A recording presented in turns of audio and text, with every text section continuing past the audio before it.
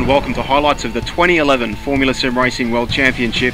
I'm Simon Adebisi, and after a long 5-month off-season, rFactor's top F1 league is once again back in action, this season kicking off with the Bahrain Grand Prix. 57 laps of the Herman Tilke designed circuit, this year reverting back to the original layout. The track features long straights, very tight corners, and is notoriously harsh on the car's brakes. The new qualifying format for 2011 sees a 10-minute long session for all drivers, with the top 10 then advancing through to a second session where they are only allowed to drive one single flying lap, bound by Parc Fermé rules. And it was Frederik Nilsson for Twister Racing who found himself in the top spot, taking the first pole of his career.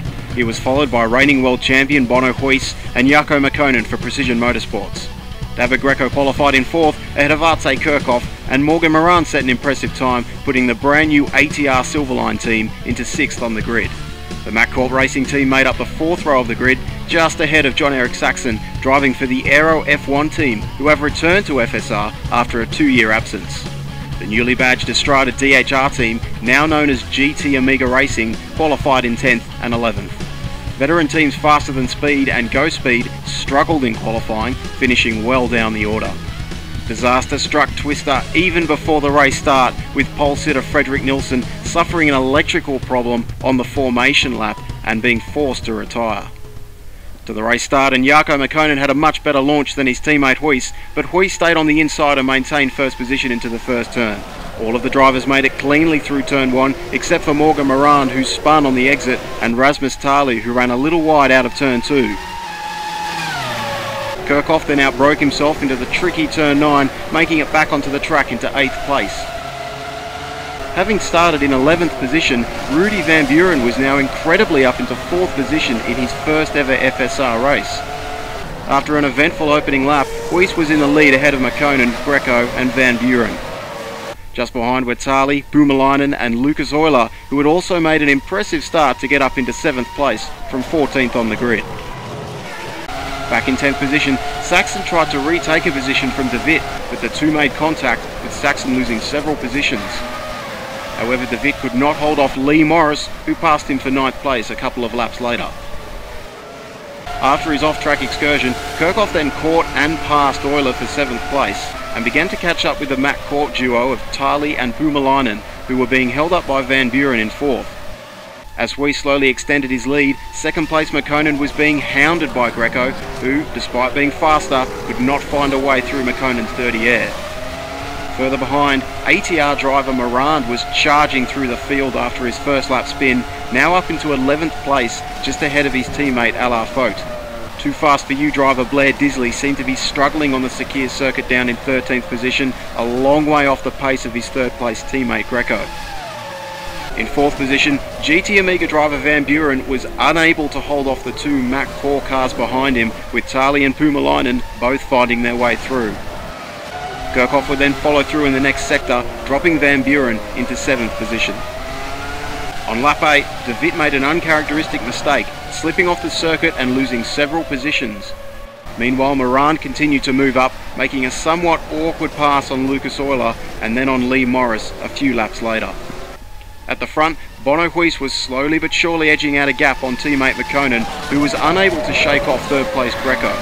Just behind, Rasmus Tali managed to create a slight gap between himself and Boumelainen, who was less than 2 seconds ahead of Kirchhoff in 6th. As the race went on, Blair Disley seemed to gradually gain some pace, passing Alain Fogt and then pulling off an impressive outside pass on Euler. Sadly, Euler lost traction and span off into the gravel pit, dropping him way down into 2nd last place. Moran's run through the field halted when he had another spin, this time into turn 9, losing positions back to Morris and Disley. The midpoint of the race saw the majority of drivers making their one and only stops. David Greco was right behind Mäkinen when he made his pit stop, and both Precision drivers pitted on the next lap. Mäkinen exited the pits to find Greco right where he'd left him, less than a second behind. But having had an extra lap to warm his tyres, Greco had the edge over Mäkinen, and with a better run onto the main straight, Greco made the pass stick to move up into 2nd place. There was more good news for the Too Fast For You team, as Lee Morris was leapfrogged by Disley for 8th through the stops, and exiting the pit lane, Morris only just managed to beat Moran into the first corner. Despite now having a free track, Greco could still not close the gap down to the race leader Bono Huis, with the reigning world champion driving with rock-solid consistency. Just behind in 4th place, Rasmus Tali was maintaining a solid gap back to Boumelainen and Kirchhoff in 6th. Disley soon caught and passed Van Buren with ease. However, the GT Amiga car managed to stay tucked behind in Disley's slipstream for several laps. Unfortunately, after an amazing start, Van Buren's debut suffered a nasty blow when the Dutchman span on the exit of the final turn, dropping him down into 10th position and into the clutches of John-Eric Saxon. Go-Speed driver Jim Parissis, who was also on his debut, had had a lonely race after having to start from the pit lane, but he gave the spectators some entertainment during a brief fight for 12th place with the 2-stopping Patrick de Wit. However, with just 6 laps to go, de Wit's engine packed it in, ending a frustrating season opener for the faster-than-speed racing team. In the closing stages of the race, a rare mistake from Disley saw the Australian driver lose traction out of turn 4, allowing Lee Morris to close in right behind him, and on the penultimate lap, Morris made Disley pay for his mistake, taking 7th position through turn 1. After yet another dominating performance, Bono Huis demonstrated that he has had no problem adapting to the new physics, leading the Grand Prix from start to finish and achieving his 14th podium in a row. Davo Greco made a great season start, finishing in a solid 2nd place, and Jarkko Makkonen rounded off the podium in 3rd. The McCourt racing duo of Tali and Boumelainen finished in 4th and 5th, with Kirchhoff finishing just behind in 6th position. GT Amiga Racing had a mixed race, Morris putting in a good performance to take 7th, and Van Buren demonstrating that he has got the pace to fight for positions well inside the top 10 despite a bad end to his race. The new teams ATR and Aero both managed to finish with drivers inside the top 10 to get themselves some much valued points. Veteran teams Go Speed and Faster Than Speed both have a lot of work to do to improve on their performance for the next race. As this is the first round, the driver standings are a direct reflection of today's race, with all drivers in the top 10 scoring points.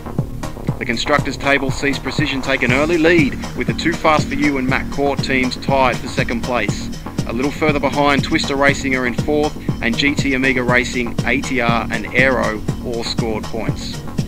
The next round will be the Australian Grand Prix, and you can watch that race live as it happens. Simply go to www.psrtv.com on the 10th of April at 5:30 PM GMT. We hope you've enjoyed today's highlights. I'm Simon Adebisi, and we'll see you next week for round 2 of the 2011 Formula SimRacing World Championship.